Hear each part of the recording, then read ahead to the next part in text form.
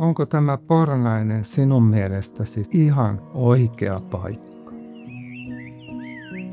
Ihanaa elämää. Näen Kotojärven kirkkauden ja kuulen Mustijoen kuohuvat kosket. Minun maailmani löytyy Pornaisista. Täällä kylät hengittävät elonkirjoa. Kirveskoskella arki hymyilee. Linnunlaulussa lasten riemu kantaa metsän siimekseen ja Halkiankosken peltomaisema avaa taivaan joka aamu uudelleen. Oma koti on paikka, jossa mun sydän lepää.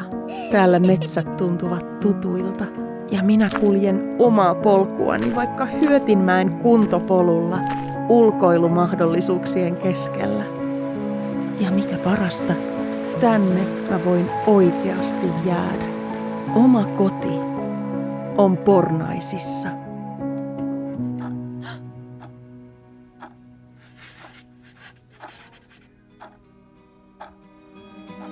And you just laugh and say it's in my head.